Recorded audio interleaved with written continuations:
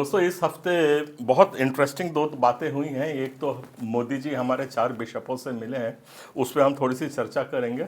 और रूस ने जो सबसे उच्च नागरिकता का अवार्ड जो दिया है उसके बारे में, क्योंकि वो ईसाई समाज को भी छूता है, इसलिए हम उसके ऊपर थोड़ी सी मैं चर्चा करना चाहूँगा। हम लोग को बड़ा अच्छा लगा कि मोदी जी कम से कम हमारे बिशपों से तो मिले हैं। बिशप लोग वहाँ पे गए थे और मणिपुर की उनने वहाँ पे बात उठाई है। मणिपुर की जब बात उठाई गई वहाँ पर, तब उनने मोदी जी ने साफ कह दिया, ये सब मुझको न्यूज़पेपर कटिंग से और मीडिया से जो जो मिला है और सरकारी ऑफिशियल रिलीज जो मिले हैं उसको पढ़ करके मैं ये बातें आपको बता रहा हूँ। तो बिशप्स लोगों ने वहाँ पे उनसे चर्चा की और चर्चा में मणिपुर की बात को उठाया था। मणिपुर की बात को मोदी जी ने साफ कह दिया कि ये एक सांप्रदायिक दंगा था, ये धार्मिक आधार पे नहीं था। और थोड़ा सा दुख इस बात का होता है कि हमारे लोग जब एक पूरे समाज को रिप्रेजेंट करने के लिए जाते हैं तो उसमें तैयारी की हम उम्मीद रखते हैं कि वो ठीक से उसमें से तैयारी करके जाएंगे। संभावित कौन कौन से प्रश्न होंगे उनकी तैयारी करेंगे, उनका जवाब को देंगे। तो जो जवाब फिर जब मोदी जी ने बोला ये सांप्रदायिक दंगा था, धार्मिक दंगा नहीं था, तो इन लोगों ने कोई जवाब नहीं दिया, चुपचाप खड़े रहे। इसका थोड़ा सी पीड़ा हमको है, क्योंकि हमारी बात सही तरीके से उस जगह तक पहुंची नहीं है। मेरा सवाल सिर्फ इतना सा है, अगर ये सांप्रदायिक दंगा था तो सिर्फ चर्च ही क्यों जले? कुकियों के भी चर्च जले और मैथियों के भी चर्च जले। अगर सिर्फ चर्च जल रहा है और उसको भी हम सांप्रदायिक दंगा कह रहे हैं तो ये बहुत दुर्भाग्य है अपने देश के लिए। इस बात को मैं यहीं विराम देता हूं, भविष्य के लिए हम सोचेंगे। इसके साथ मैं एक बात ये बताना चाहता हूं कि किसी भी धर्म में किसी भी धर्म गुरु को जाकर के राजनीतिक में पांव पसारते हुए क्या आपने कहीं देखा है? क्या कहीं हमने ऐसा देखा है किसी मंदिर में, मस्जिद में, मठ में, गुरुद्वारे में, और वहाँ के लोग जाकर के अपने ग्रंथी के पास बिठा करके या मंदिर में वो आगे सामने बिठा करके उनसे दुआ प्रार्थना करवाते हैं, जो सिर्फ हमारे चर्च में होता है? ये भी एक दुर्भाग्यजनक बात है। और इसमें मेरी आग्रह और सलाह निवेदन यही है कि जो राजनीतिक काम है, राजनीतिक प्रतिद्वंदता है, उसको राजनीति के सेक्टर में डेवलप करें ईसाई समाज के लिए और उनको वहाँ पे उसको लड़ने दें। और धर्म गुरु जो है धर्म पीछे से सहारा दें और धर्म की बातें करें तो बहुत अच्छा रहेगा हमारे समाज के लिए। दो बातें हैं। रूस का जो सबसे बड़ा सिविलियन ऑर्डर था, मतलब सबसे बड़ा जो सम्मान दिया जाता है, वो मोदी जी को दिया गया। उस के बारे में क्या आपको पता है कि उनके जो पेट्रन सेंट है, पेट्रन सेंट का मतलब ऐसा कोई संत है जो उनके रक्षा संरक्षण करता है, वो अंद्रियास को करते हैं। आप लोग अच्छे से जानते हैं अंद्रियास कौन था? बता सकते हैं कौन था अंद्रियास? ये यीशु मसीह का चेला था और एकदम कट्टर चेला था, जिसको एंड में क्रॉस जो था उसको सीधा ना गाड़ के उल्टा गाड़ करके उनके फिर उन्हें अपना दम तोड़ा था। ये अंद्रियास है। ये अंद्रियास को एंड्रूस कहते हैं इंग्लिश में, और एंड्रूस का उनको पेट्रन सेंट भी रशिया में कहा जाता है। बहुत वहाँ पे उन लोगों ने बलिदान दिया, वहाँ पे उन्होंने काफ़ी प्रचार का काम किया। उसके बाद जाकर के मसीहत वहाँ पे स्थापित हुई। तो उस अंद्रियास के नाम से पूरा देश आज आभारी है। अंद्रियास के नाम से सबसे बड़ा सिविलियन जो ऑर्डर है वो उसी के उस संत के नाम से रखा है, और ये सब बिब्लिकल ऑर्डर है। उस बिब्लिकल ऑर्डर के सम्मान को मोदी जी ने स्वीकारा है। इससे हमें यह संकेत मिलता है कि आज मोदी जी का जो झुकाव है वो थोड़ा सा बदलता हुआ मुझको दिख रहा है। हो सकता है मैं गलत हूं, पर ईसाइयों के प्रति थोड़ी सी नम्रता दिख रही है, कुछ मधुरता आती हुई दिख रही है। इसके ऊपर हम और चर्चा करेंगे, पर इस मधुरता को हम कैसे और अपने समाज के लिए इस्तेमाल करें, इसके लिए मुझे उम्मीद और अपेक्षा है कि आप लोग कुछ ना कुछ इसमें सहयोग करके मुझको फीडबैक देंगे। ये दो चीज़ें हमने देखी। एक में हमने देखा कि मोदी जी बिशप से मिले, और उसके बाद ईसाइयों का जो संत एंड्रूस थे, जो संत अंद्रियास थे, उनका सबसे बड़ा सम्मान जो उनके गले में जो माला पहनाई गई है उसमें संत अंद्रियास की फोटो है कि नहीं? ये मेरे स्क्रीन पे भी मैं दिखा रहा हूँ, उसको भी देखिए, संत अंद्रियास की ऐसी फोटो है। और मोदी जी के गले में भी आप देख रहे हैं कि वो सब हार पहने हुए हैं जिसमें संत अंद्रियास का है। तो एक किस्म से स्वीकार्य युक्ति है, इसके लिए मैं धन्यवाद देता हूँ। अगर आज हमारे राइट विंग जो है ना, दक्षिणपंथी लोग हैं, अगर उनका झुकाव इस तरफ हो रहा है, सामान्यता की तरफ हो रहा है, तो ये एक अच्छा कदम है।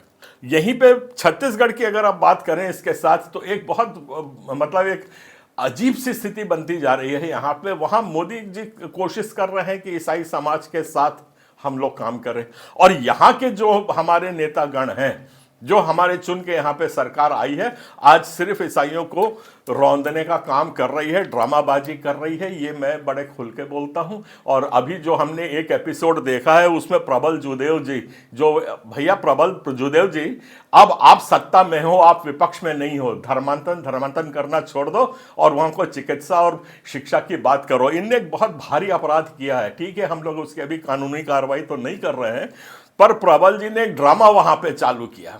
वो किसी एक ट्रक वाले को पकड़ के लाए और उसको बोले मेरी हत्या कर रही करके उसको 3 बार ट्रक ने ठोका।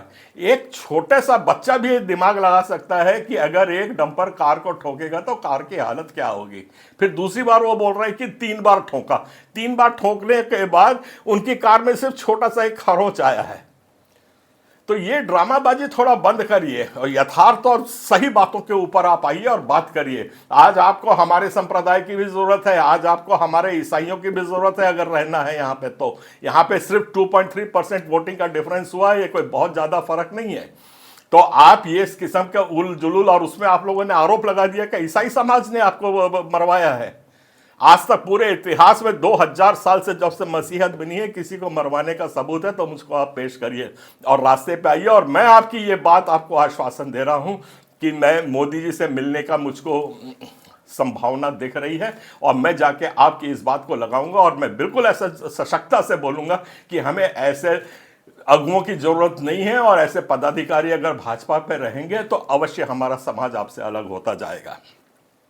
वैसे एक आपत्तिजनक बयान कुछ ही दिन पहले आपने देखा होगा कि बस्तर संभाग के जो चुन के आए हैं सांसद, उनने दिया है कि हम धर्मांतरण में एक साथ लड़ेंगे। अरे क्या लड़ेगा भाई, किस बात की लड़ाई है तेरी मेरी, किस बात का वो लड़ाई करेगा हमारे साथ। बस्तर का सांसद बोलता है कि हम धर्मांतरण के विरुद्ध लड़ाई लड़ेंगे। धर्मांतरण वहां पे 2% से ऊपर अभी तक 50 साल में हुआ नहीं, फिर आप कौन से धर्मांतरण की बात कर रहे हो। और आप लड़ाई लड़ते और वहां बोलते कि नहीं, मैं आदिवासियों को चिकित्सा सेवा पहुंचाऊंगा, मैं आदिवासियों को शिक्षा की सेवा दूंगा, मैं इस लड़ाई में जो गरीबी की लड़ाई है इसके ऊपर मैं लड़ूंगा। उसको छोड़ के आप धर्म की बात कर रहे हो। एक तरफ मोदी ईसाई समाज को साथ लेने की कोशिश कर रहे हैं और आप लगे हो कि ईसाई समाज को अलग। ये आप लोग मोदी विरोधी काम क्यों कर रहे हो, मुझको बिल्कुल समझ से बाहर है कि आज हमारे बस्तर संभाग का जो सांसद है, इसको बस्तर संभाग के ईसाइयों ने 10,000 वोट का सहयोग दिया था। नारायणपुर के 35,000 ईसाइयों ने इनको सहयोग दिया है। सब मिला के 45,000 ईसाई लोग आज आपके मोदी जी के भाव से थोड़ा बहुत हम लोग अपने परंपरागत लीक से हटे हैं, और आप यहां लगे हो बताने के लिए कि हम धर्मांतरण के विरोध करेंगे। आप धर्मांतरण का विरोध नहीं कर रहे हो, आप मोदी का विरोध कर रहे हो। इस बात को आप जान लो अच्छे से। और ये बात मैं बेबाक हूं बहुत, और ये बात मुझको देर सवेर जब भी समय मिलेगी ये दोनों नेताओं के बारे में ये बात उठाऊंगा। तो हमारे समाज को इस किस्म से प्रताड़ित करना छोड़िए, मिलजुल के आप कहीं आगे बढ़ने की बात करते हैं तो हम आपके साथ हैं। और ये समाज बिल्कुल स्थिरता से, निडरता से काम करता है और करता रहेगा। आप धर्मांतरण में कितना भी गला काट दो, कुछ काट दो, हमें कोई फर्क नहीं पड़ने वाला, ना हमारी मसीहत को कोई फर्क पड़ेगा। कितनों मरे हैं हम लोग, लाखों में हम लोग कत्ल हुए, हम लोग कत्ल होने से नहीं डरते, हमारे लिए स्वर्ग में स्थान पूरा होता है। तो हमको ये मारने का और इसके ऊपर से डराना छोड़ दीजिए। और दूसरी और आखिरी बात मैं थोड़े दुख के साथ कह रहा हूं कि यहां पे 2 हत्याएं हो गई, रोज हमले हो रहे हैं। कल बालोद में हमला हुआ, इन हमलों और इनके ऊपर तो मैं ज़्यादा ही चर्चा करूंगा नहीं, पर दुख की बात यह है कि आज तक गृह मंत्री ने जरूरी नहीं समझा कि हमसे मिले या बात करे। हमने वहां पे इनको एप्लीकेशन तक दी, आवेदन तक दिया कि हमारा समाज आपसे मिलना चाहता है। और आदरणीय मुख्यमंत्री के बारे में जो कुछ कहूँ तो कमी है, उनने तो ऐसी चुप्पी साध रखी है हमारे समाज के। खुद मिशन स्कूल से पढ़ के निकले हैं, लंबे लंबे वादे हमको किए थे चुनाव के समय, और आज मिलने का भी उनको समय नहीं है। तो ये दोनों मंत्रियों के भी जो मैं देख रहा हूँ, इनका भी जो चरित्र है वो ईसाई विरोधी है। और एक तरफ हम असमंजस में पड़े हुए हैं, यहाँ मोदी जी दोस्ती का हाथ ईसाई समाज की तरफ बढ़ा रहे हैं, संरक्षण का हाथ बढ़ा रहे हैं, और ये हमें प्रताड़ित करने के लिए लगे हैं। आगे हम क्या करेंगे क्या नहीं करेंगे, मैं इसके लिए एक बैठक बुलाऊंगा, आप लोग सबको आमंत्रित करते हैं, हम लोग बैठ के एक मंथन करते हैं और आगे हमारी रणनीति क्या होगी इसके ऊपर हम लोग विचार करेंगे। आप सबको जय जोहार, जय छत्तीसगढ़।